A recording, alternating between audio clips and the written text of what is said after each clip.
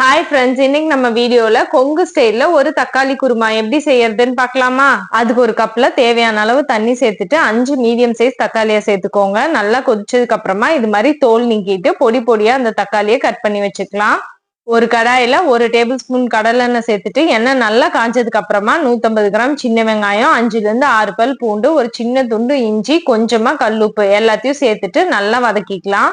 அது கூட ஒரு சின்ன துண்டு பட்டை, 2 கிராம்பு, ஒரு ஏலக்காய், 1/2 ஸ்பூன் மிளகு, 1 ஸ்பூன் சீரகம், 1/2 ஸ்பூன் கசகசா, 1 ஸ்பூன் சோம்பு எல்லாத்தையும் சேர்த்துட்டு நல்லா வதக்கிக்கலாம். மசாலா எல்லாத்தையும் எண்ணெயில நல்லா வதக்குனதுக்கு அப்புறமா அது கூட ஒரு 1/4 மூடி தேங்காய், ஒரே ஒரு டேபிள் ஸ்பூன் பொட்டுக்கடலை எல்லாத்தையும் சேர்த்துட்டு நல்லா வறுத்துக்கலாம்.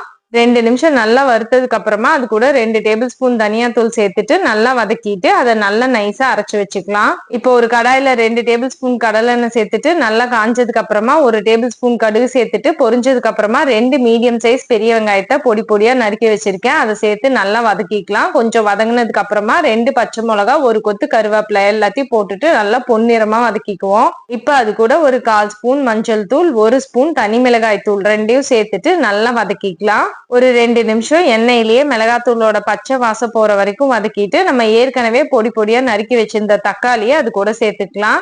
தக்காளி நல்லா வதங்கினதுக்கு அப்புறமா நம்ம அரைச்சு வச்சிருக்கிற பேஸ்டையும் தேவையான அளவு தண்ணியையும் ஊத்தி கன்சிஸ்டன்சி அட்ஜஸ்ட் பண்ணிட்டு மூடி போட்டு ஒரு 10 நிமிஷம் கொதிக்க விட்டுடலாம்.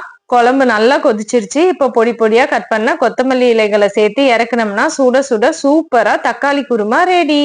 பாய்.